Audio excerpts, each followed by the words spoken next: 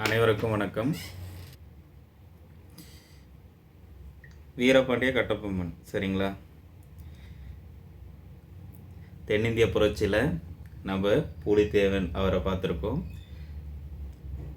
வேலுநாச்சியார் அவங்கள பார்த்துருக்கோம். நீங்கள் வீரபாண்டிய கட்டபொம்மன் சரிங்களா? ஸ்கூல் புக் டேட்டா இதுக்கு முன்னாடி கேட்ட ப்ரீவியஸ் இயர் கொஸ்டின் எல்லாத்தையும் அனலைஸ் பண்ணி தான் கொண்டு வந்திருக்கேன். நல்லாயிருக்கும் சரிங்களா?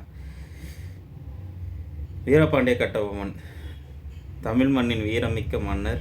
இவருடைய புகழ்பெற்ற முழக்கம் என்னென்னா, என்னுடைய நாட்டுக்கு நானே அரசன், வரி கொடுப்பேன் ஆனால் அடிமையாக இருக்க மாட்டேன் அப்படின்னு சொல்லிட்டு சொன்னவர். இவருடைய தனிப்பட்ட தகவல் பார்த்தோன்னா 1760 பிறக்கிறாரு. அப்பா ஜெக வீரபாண்டியன், அம்மா ஆறுமுகத்தம்மாள், மனைவி ஜக்கம்மாள், சகோதரர் செவத்தையா ஊமுத்தரன்னு சொல்லிட்டு. இந்த ஊமுத்தரையுடைய இயற்பெயர் தான் குமாரசாமி. சரியா? இந்த அளவுக்கும் கேட்குறாங்க. அவருக்கு இன்னொரு பேர் இருக்குல்ல குமாரசாமி, அந்தளவுக்கும் கேட்குறாங்க. என்ன நடக்குதுன்னா, வரி வசூல் உரிமை பார்த்திங்கன்னா கர்நாடக உடன்படிக்கை நடக்குது. இது தாங்க எல்லாத்துக்கும் அடித்தளமாக இருக்குது. கர்நாடக உடன்படிக்கைப்படி 1792 பாஞ்சாலக்குறிச்சியின் வரி வசூலிக்கும் உரிமை முதல் பிரிட்டிஷ் கிட்ட போகுது. அப்போது பஞ்சமும் நிலவர காலம் 1798 கடுமையான பஞ்சம். கட்டபொம்மன் கம்பெனிக்கு வரி செலுத்தும் வரி நிலுவையில் 3310 பக்கோடா இருக்குது. சரியா? அப்போது கேலின் ஜாக்சன் மோதல் ராமநாதபுரத்தை சந்திக்கிறாங்க. படை அனுப்பு திட்டமிட்டுறாங்க. சரிங்களா? வரி நிலுவையை வசூலிக்க திருநெல்வேலி ஆட்சியராக இருந்த அப்போது காலின் ஜாக்சன் பாஞ்சாலக்குறிச்சியின் மீது படையெடுக்கிறாரு. ஆனால் சென்னை அரசு கவர்மெண்ட் அதற்கு அனுமதி மறுக்குது. ஓகேவா? அனுமதி மறுக்குது. அந்த அனுமதி மறுத்த உடனே சந்திக்கிறாங்க. ராமநாதபுரத்தில் சந்திப்பு நிகழ்த்துறாங்க. 18 செப்டம்பர் 1798 சந்திக்கிறாங்க. சந்தித்தவர்கள் கட்டபொம்மன், அவரது தம்பி ஊமுத்துரை, அப்புறம் அவருடைய அமைச்சர் சிவசுப்பிரமணியன் ஜாக்சனை சந்திக்கிறாங்க. நிலுவை தொகை விவரம் பார்த்தீங்கன்னா சந்திக்கும் போது பார்த்தீங்கன்னா உண்மை நிலுவை 1080 பக்கோடா மட்டுமேன்றது தெரிய வருது. கட்டபொம்மனை அவமதித்து கைது செய்ய ஜாக்சன் முயற்சி செய்கிறாங்க. அங்கே சண்டை நடக்குது. அந்த சண்டையில் கிளார்க்ன்றவர் மரணம். அதாவது ராமநாதபுரம் கோட்டையில் கட்டபொம்மனை தப்பிக்கும் முயற்சியில் ஏற்பட்ட மோதலில் பிரிட்டிஷிய தளபதியாக இருந்த கிளார்க் கொல்லப்படுறாரு. இதை கைது செய்யப்படுறாங்க. யாருன்னா கூட அமைச்சரவத்தை போனார்ல சிவசுப்பிரமணியம், அவர் மட்டுமே தப்பிக்க முடியாமல் பிரிட்டிஷாரால் மாட்டிக்கிட்டு கைது செய்யப்படுறாங்க. சரியா? இதுதான் நடந்தது. இப்போ கமிட்டி விசாரணை பண்ணுறாங்க. சரிங்களா?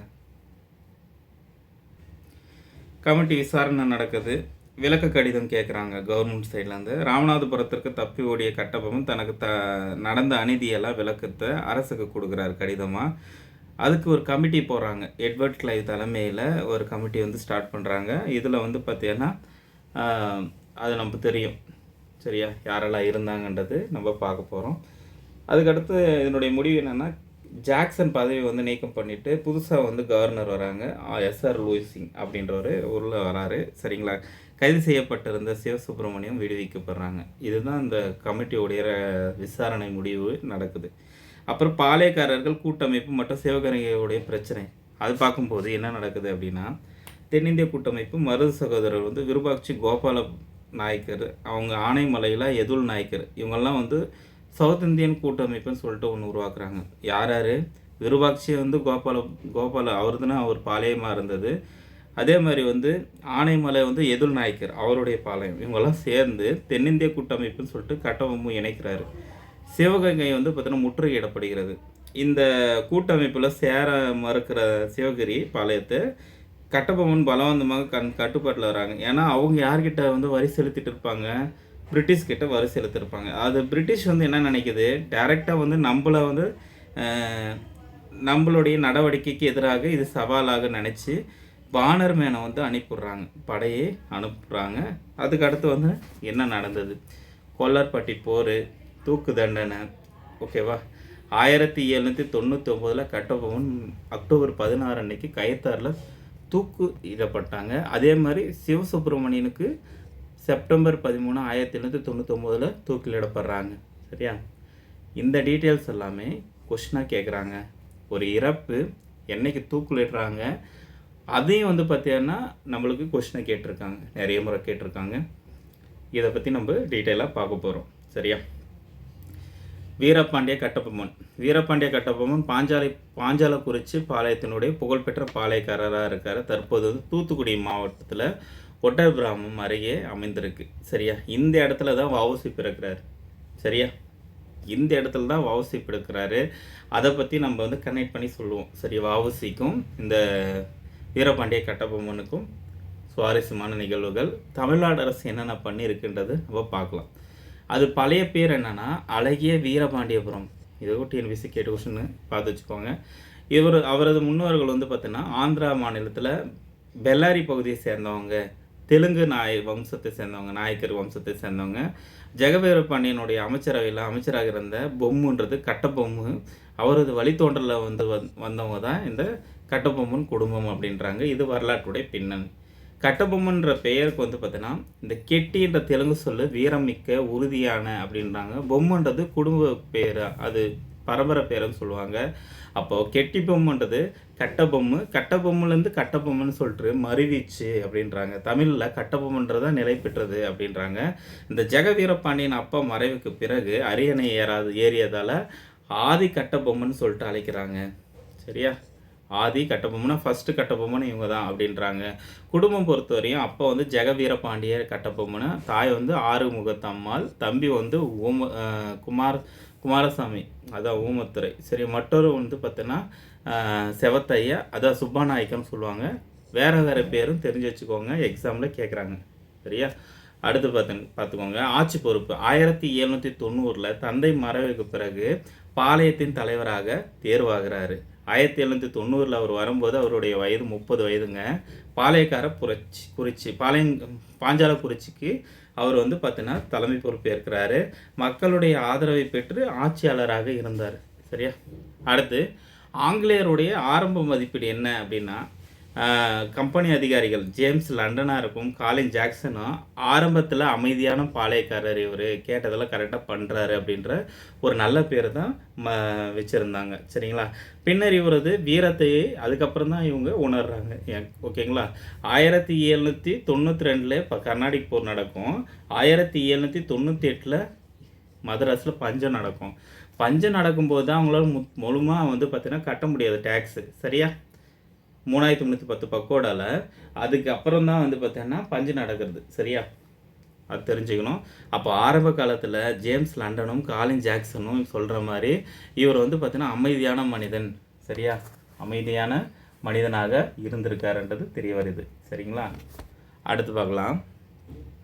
கம்பெனியினுடைய பகை உருவாக காரணம் என்னென்ன? 1781 உடன்படிக்கை நடக்குது. என்னங்க 1781 உடன்படிக்கை. ஆற்காடு நவாப்பு திப்பு சுல்தான் போரில் இறந்தார். ஆனால் கிழக்கிந்திய கம்பெனியுடன் உடன்படிக்கை செய்யப்பட்டது 1781. ஓகேங்களா? உடன்படிக்கையினுடைய விளைவு தான் கர்நாடக பகுதியினுடைய நிர்வாக உரிமை வந்து கம்பெனிக்கு கொடுக்கப்பட்டது. டேக்ஸி டைரெக்டாக வந்து யாருக்கு போயிடுச்சு? வசூல் பண்ணுற அதிகாரம் பிரிட்டிஷ் போயிடுச்சு. அப்போது வரி வசூல் வந்து பார்த்தீங்கன்னா 1/6 நவாப்புக்கு போது அந்த பங்கு நவாப் குடும்ப பராமரிப்புக்கு ஒதுக்கப்படுகிறது. மீதமுள்ள வருவாய் ஃபுல்லாகவே கம்பெனி எடுத்துக்குது. 5/6 வந்து கம்பெனி எடுத்துக்கும், 1/6 வந்து நவாப் எடுத்துக்கும். சரியா? ஓகேவா? பாளையக்காரர்கள் மீது கம்பெனியுடைய நடவடிக்கை பார்த்தோன்னா ஒவ்வொரு பாளையத்திற்கும் கலெக்டர்கள் நியமிக்கிறாங்க. கட்டாயமாக டேக்ஸ் வசூல் பண்ணுறாங்க. அது இல்லாமல் பாளையக்காரர்களை அவமதிக்கிறாங்க. வரி வசூல் இராணுவத்து பயன்படுத்தப்பட்டது. வரி வசூலுக்கு யாரை பயன்படுத்துகிறாங்க? மிலிட்ரி வச்சு வரி வசூல் பயன்படுத்துகிறாங்க, வசூல் பண்ணுறாங்க. இதன் மூலமாக அனைத்து பாளையங்களும் அதிருப்தி ஏற்படுகிறது. அதனால தான் நீங்கள் எந்த ஒரு படையை வச்சுக்கூடாதுன்னு சொல்லிட்டு படையெல்லாம் வந்து திரும்ப பெறப்படுறது. சரிங்களா? அப்புறம் கட்டபொம்மனுக்கு ஆங்கிலேயர்கள் பகை வந்து தொடங்குது.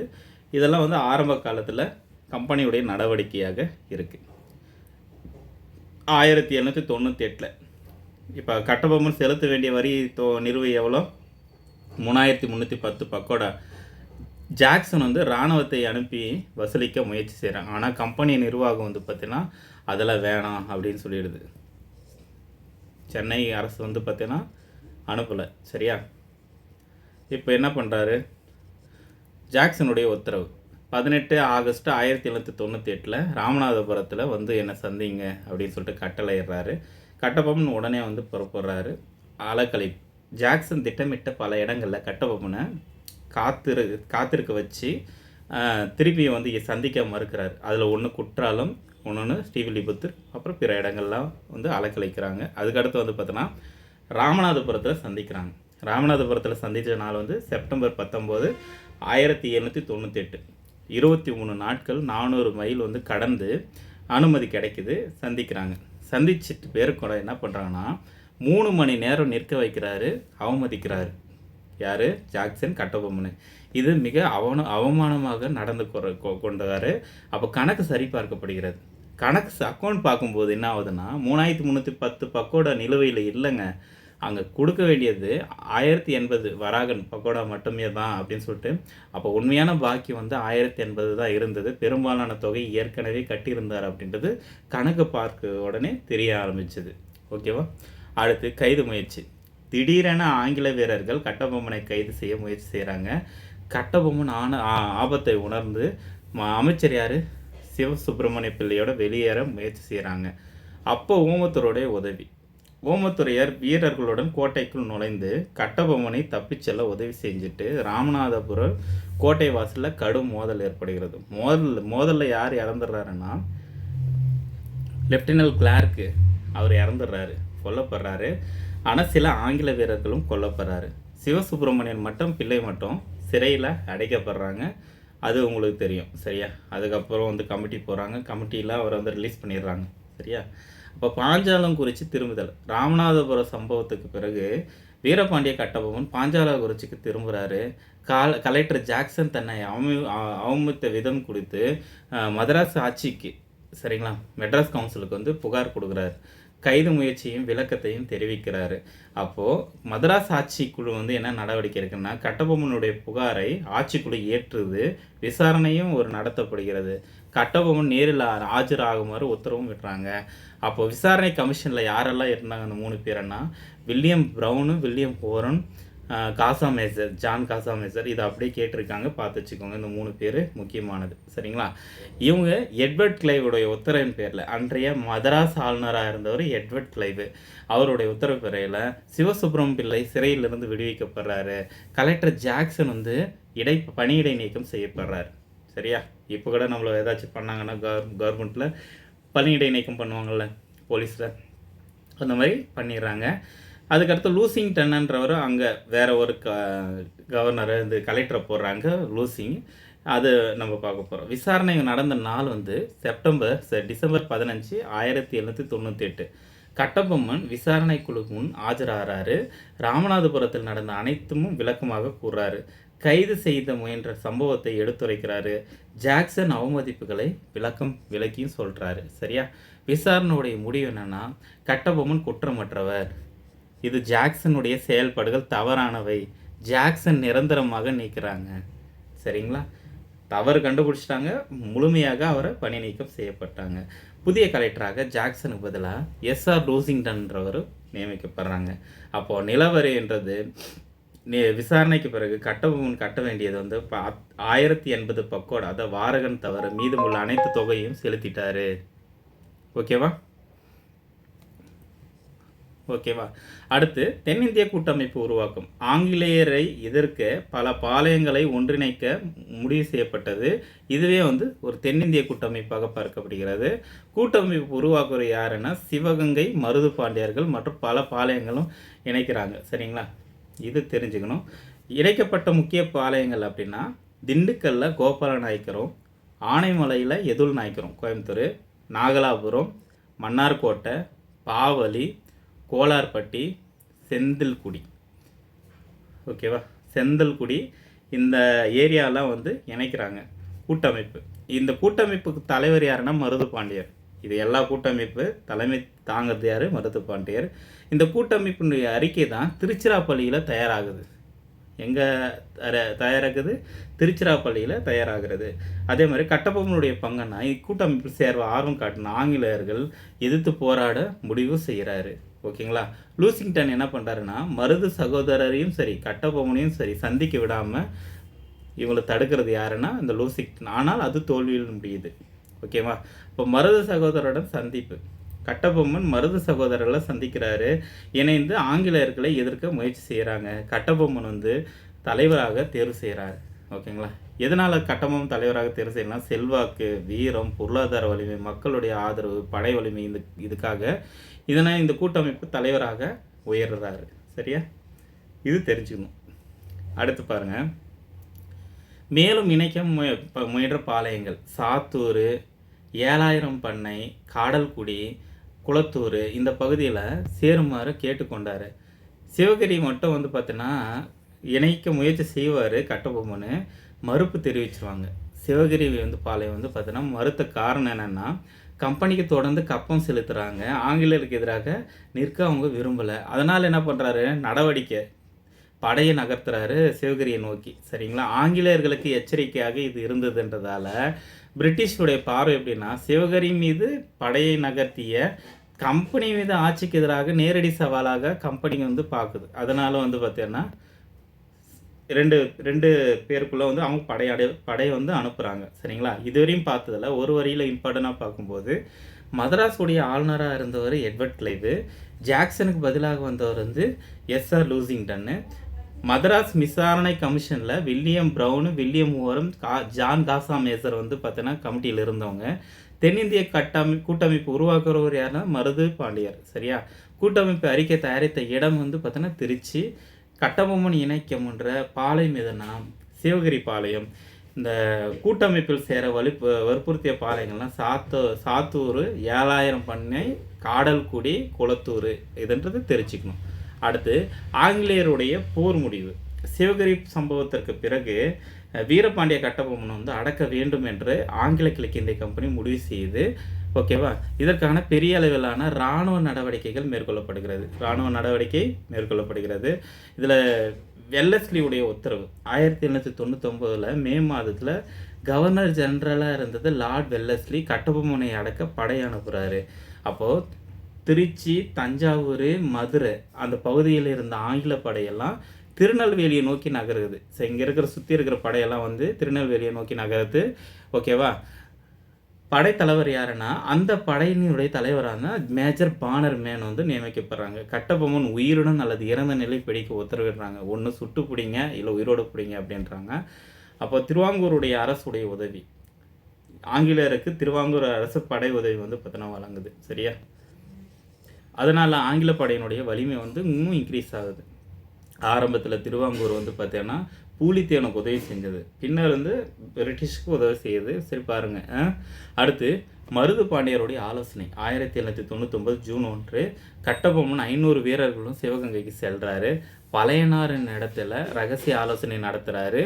ஆங்கிலேயரை எதிர்க்கும் போர் திட்டம் பற்றி ஆலோசிக்கப்பட்டது. சரியா?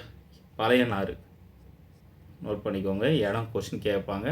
அதே மாதிரி பாஞ்சாலக்குறிச்சியுடைய திரும்புதல் ஆலோசனை முறியுது. 500 ஆயுதம் ஏந்திய வீரர்களுடன் பாஞ்சாலையை நோக்கி திரும்புகிறாரு. சரணடைய உத்தரவு 1799 செப்டம்பர் 1 அன்னைக்கு மேஜர் பானர்மேன் கட்டபொம்மன் வந்து சரணடைய வேணும்னு சொல்லிட்டு அறிவுறுக்கிறாரு.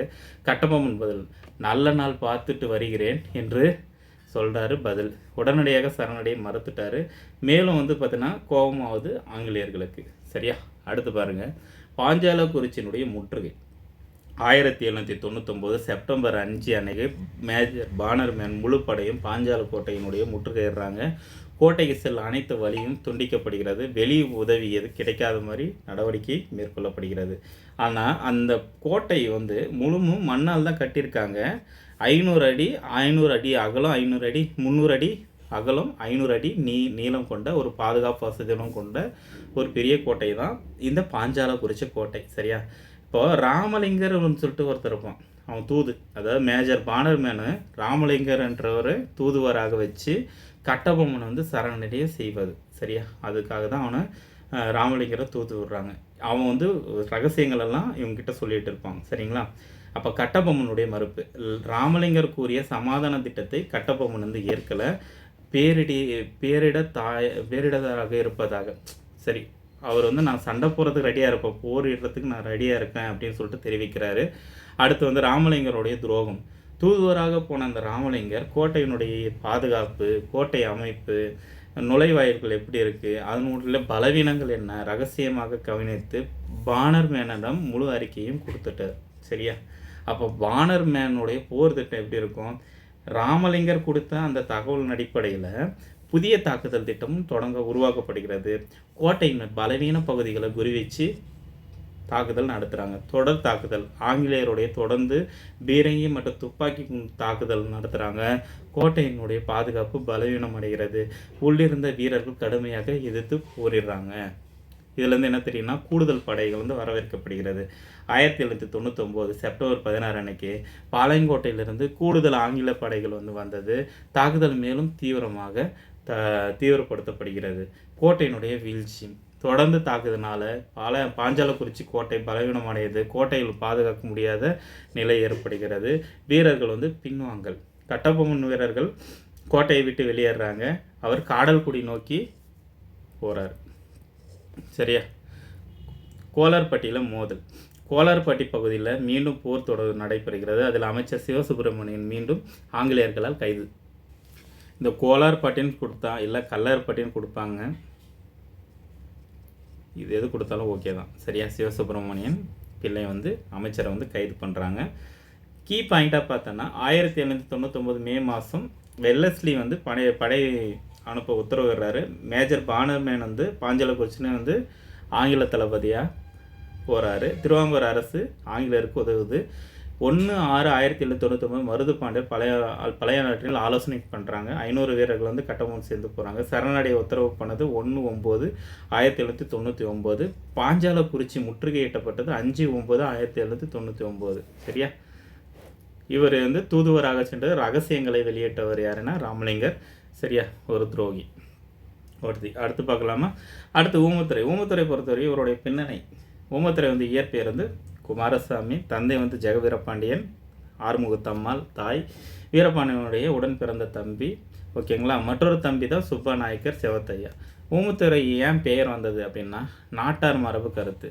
ஊமத்துறை மிகுந்த பேச்சாற்றல் கொண்டவர். அவரது பேச்சாற்றலை நகைச்சுவாகவும் குறிப்பிட்டு ஊமத்துறை அப்படின்ற பட்டப்பெயர் வந்து வழங்கப்பட்டது. சரிங்களா? ஆங்கிலேயருடைய பதிவின்படி ஆங்கில தளபதி மேஜர் வெல்ஸ் தனது குறிப்பில் என்ன சொல்லியிருக்காங்க, ஊமத்துறை உண்மையிலே பேச்சு திறன் குறைவுடையவர், வாய் பேச முடியாதவர், இதனால தான் இந்த பேர் வந்து சொல்லியிருக்காங்கன்னு சொல்லிட்டு இருக்காங்க. 2 விதமான விளக்கங்கள் இருக்குது. ஓகேவா? இது தெரிஞ்சுக்கணும். அடுத்து கட்டபொம்மன் தப்பிச்சு செல்லல். பாஞ்சாலக்குறிச்சி கோட்டையை வீழ்ந்த பிறகு கட்டபொம்மன் அங்கேருந்து தப்பிச்சு போகிறாரு. புதுக்கோட்டை பகுதிக்கு போகிறாரு. காடுகளில் மறைகிறாரு. அங்கே காட்டி கொடுக்கப்படுறாரு. சரியா? ஆங்கிலேயர்கள் அறிவிப்பு. கட்டபொம்மனை பிடிக்க வெகுமதி அறிவிக்கப்படுகிறது. அவரை கண்டுபிடிக்க தீவிர தேடுதலும் நடைபெறுகிறது. களப்பூர் காட்டில் மறைந்திருந்த போது கைது செய்யப்படுறாங்க. அது கைது செய்ய உதவியார் யாருன்னா எட்டயபுர அரசர், புதுக்கோட்டை அரசர் ஆங்கிலேயருக்கு ஒத்துழைக்கிறாங்க. சரிங்களா? அமைச்சர் சிவசுப்பிரம் பிள்ளை வந்து பார்த்தீங்கன்னா கட்டபொம்மனுடைய முக்கிய அமைச்சராக இருந்தார். ராமநாதபுரம் சம்பவத்தில் முதல் கைது செய்யப்பட்டார். பின்னர் விடுவிக்கப்பட்டார். கல்லர்பட்டியில் முதல் கைது செய்யப்படுறார். சிவசுப்பிரமணிய பிள்ளைக்கு தூக்கு தண்டனை 13 செப்டம்பர் 1799 தூக்கு. நாகலாபுரத்தில் இடமெல்லாம் பார்த்து வச்சுக்கோங்க. Question area. ஆங்கிலேயர்கள் தூக்கிலிடப்படுறாங்க. ஓகேவா? ஆங்கிலேயரால் தூக்கிலிடப்பட்டாங்க. அடுத்து வந்து விசாரணை.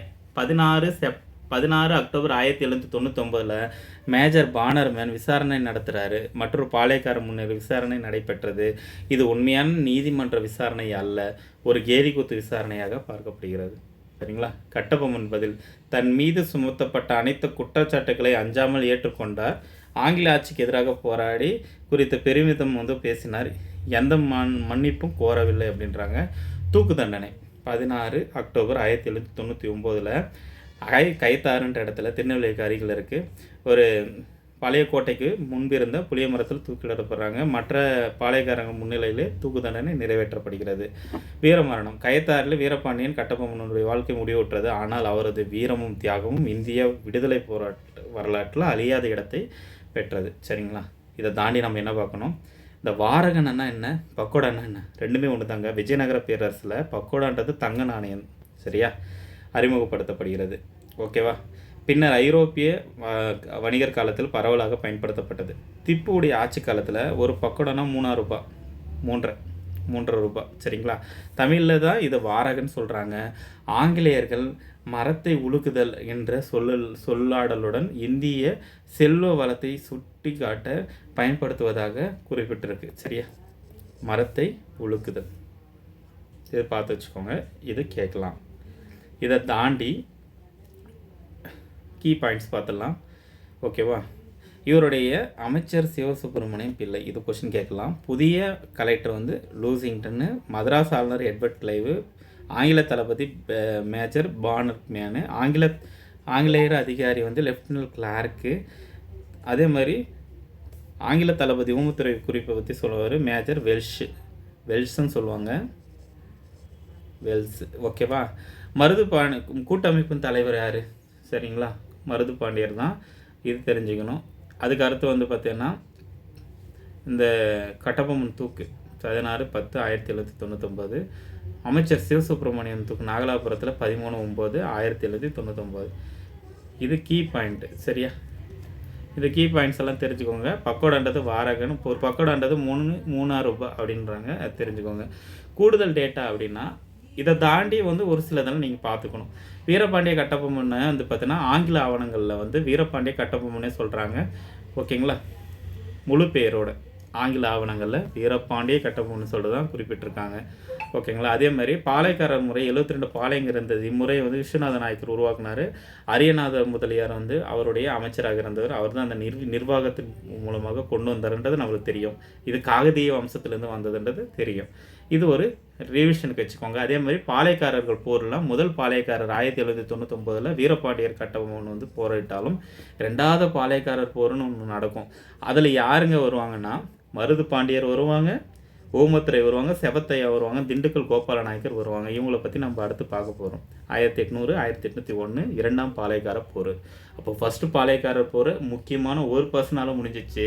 2வது பாளையக்காரர் போர் யாரெல்லாம் வராங்கன்றது கொஷினாக கேட்கலாம். அடுத்து பாருங்கள், பாளையக்கார போர்கள் இதே தான் திரும்பி வந்திருக்கு. அப்போ திருச்சி அறிக்கை என்னங்க, திருச்சி பேரறிக்கை. இவர் இறந்துட்டார் 1801. இது ரிலீஸ் பண்ணுறது யார்? மருது பாண்டியர்கள். ஜூன் 1801 எங்கன்னா திருச்சியிலுடைய நவாப் கோட்டையிலும் ஸ்ரீரங்கம் ரங்கநாதர் கோயிலுடைய சுவர்லையும் ஒட்டுறாங்க. அதுதான் அறிக்கையாக இருக்குது. அறிக்கை வந்து மக்கள் ஒன்றோடு ஒன்று ஒன்றிணைக்கிறதுக்காக, ஜாதி மதம்லாம் பார்க்காம புரட்சி பிரகடனத்துக்காக இது ஒட்டியிருப்பாங்க. சரியா, இது தெரிஞ்சுக்கணும். அதே மாதிரி பாஞ்சாலக்குறிச்சியுடைய கோட்டையை அழிக்கிறது. கட்டபொம்மன் தூக்கிலிடப்பட்ட பின்ன ஆங்கிலேயர்கள் கோட்டை முழுவதுமாக இடிக்கிறாங்க. இடிச்சிட்டு பேருக்கு என்ன பண்ணுறாங்கன்னா, கோட்டையில் இருந்த இடத்துல கழுதையை பூட்டி உழுது எருக்கு விதைகளை விதைக்கிறாங்க. சரிங்களா, எவ்வளோ கொடுமை பண்ணியிருக்கானுங்க பாருங்கள். கழுதையை வச்சு பூட்டி உழுது அந்த லேண்டில் எருக்கு விதைகளை வந்து விதைக்கிறாங்க. பாஞ்சாலக்குறிச்சின்ற பெயரை வரைபடத்துலேருந்து முற்றிலும் நீக்க முயற்சி செஞ்சாங்க. இது வந்து ஆஃப்டர் அவர் டெத்துக்கு அப்புறமா. இப்போ ஊமத்தினுடைய வீர செயல் என்னென்னா, பாளையக்கோட்டை சிறையில் அடைக்கப்பட்ட அவர் தப்பிச்சிடுறாரு. 1801 தப்பிச்சு செவத்தையாவுடன் தப்பிச்சு பாஞ்சாலக்குறிச்சி கோட்டையை வந்து மீண்டும் வந்து கட்டுறாரு. சில வாரங்களே கோட்டை வந்து பார்த்திங்கன்னா மறுகட்டமைக்கப்படுகிறது. சிறுவயல் அங்கே அவருக்கு வந்து சேஃப் இல்லை அப்படின்றதால மருது பாண்டியருடைய இடத்துக்கு, மருது பாண்டியருடைய தலைநகரம் வந்து சிறுவயல், அங்கே போய் அடைக்கலத்தில் போயிடுறாரு இந்த ஊமத்துரை. சரிங்களா. அப்போ ஊமத்துறையுடைய இறப்பு அவரை தேடி 16 நவம்பர் 1801 ஊமத்துறை செவத்தையா பாஞ்சாலக்குறிச்சியில் வந்து ஆங்கிலேயர்கள் தூக்கிடுறாங்க. இந்த டீட்டெயில்ஸ் வந்து அடுத்த வீடியோவில் நம்ம டீட்டெயிலாக பார்க்க போகிறோம். சரிங்களா. எங்களுக்கு நினைவு சின்னங்கள், இந்த கயத்தாறு இடத்துல தமிழக அரசு மணி மண்டபம் வந்து கட்டியிருக்காங்க. இது தெரிஞ்சுக்கணும். பாஞ்சாலக்குறிச்சி கட்டபொம்மனுடைய கோட்டை நினைவிடமாக பாதுகாக்கப்படுகிறது. சரிங்களா. இதோடு கனெக்ட் பண்ணி ஒரு பர்சன் சொல்கிறேன்னு சொன்னல, அவர் இவர் தான். கட்டபொம்மன் ஆதி தலைநகரை வந்து பார்த்தீங்கன்னா ஒட்டபிரான். அந்த ஒட்டபிரானில் பிறந்தவர் யாருன்னா வஉசி. சரியா. கவர்மெண்ட் என்ன பண்ணியிருக்காங்கன்னா, இந்திய கடற்படை வீரபாண்டிய கட்டபொம்மனை போற்றும் வகையில் ஐஎன்எஸ் கட்டபொம்மன்ற தொடர்பு தளத்திற்கு பெயர் வச்சுருக்காங்க. இது எங்கே இருக்குன்னா திருநெல்வேலியில் விஜயநாராயணம் அப்படின்ற இடத்துக்கு, அந்த இடத்துல ஐஎன்எஸ் கட்டபொம்மன்ற வந்து பார்த்திங்கன்னா ஒரு புதிய தளத்துக்கு வச்சுருக்காங்க. சரிங்களா. இது இம்பார்ட்டன்ட், இது கரண்ட் அஃபேர்ஸ் பார்த்து வச்சுக்கோங்க.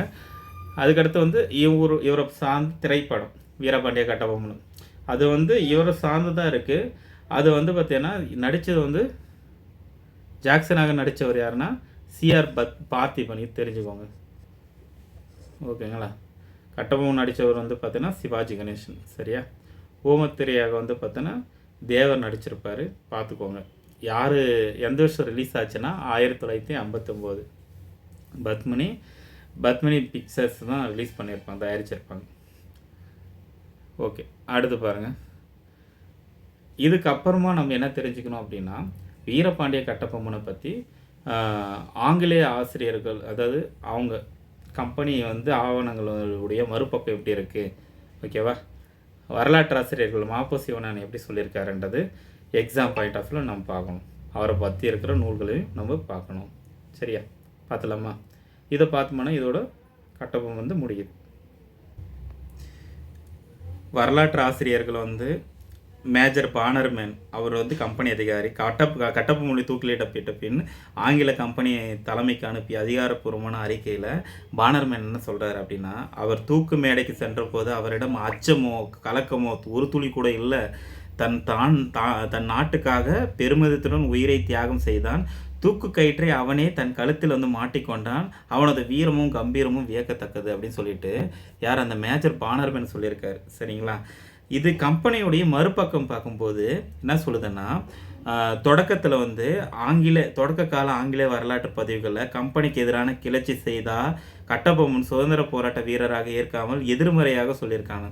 கொள்ளைக்காரன், சட்டத்தை மீறவன் அப்படின்னு சொல்லிட்டு நெகட்டிவாக போர்ட்ரேட் பண்ணியிருக்காங்க கம்பெனி சைடில் இருக்கிற ஆவணங்களில். சரிங்களா. அப்போ நாடோடி கதைகள்னு பார்க்கும்போது யாருக்கு யார் வரி கேட்பது அப்படின்ற ஒரு பூமி விளைகிறது, வானம் பொழிகிறது அப்படின்ற, உனக்கு ஏன் நான் கட்ட வேணும் கிஸ்தி அப்படின்னு சொல்லிட்டு நம்மளுக்கு வந்து அந்த வசனம்லாம் இருக்குல்ல, இதை நாட்டுப்புற பாடல்கள் வசன வரிகள் கீழே விவரிக்கப்பட்டிருக்குன்றது நம்மளுக்கு தெரியும். சரியா. இந்த மாப்போ சிவஞானம் இருக்கார்ல, இவர் இம்பார்ட்டனுங்க. சரிங்களா. மாப்போ சிவஞானம் வந்து பார்த்தீங்கன்னா கட்டபொம்மனுடைய வீரத்தையும் அவரது தியாகத்தையும் எப்படி சொல்கிறாருன்னா, இந்திய விடுதலை போராட்ட வரலாற்றில் பாஞ்சாலக்குறிச்சியில் வீர புரட்சித்தான் ஆங்கிலேய ஆதிக்கத்திற்கு எதிரான தென்னகத்தில் விடுவிக்கப்பட்ட முதல் இடி முழக்கம். சரியா.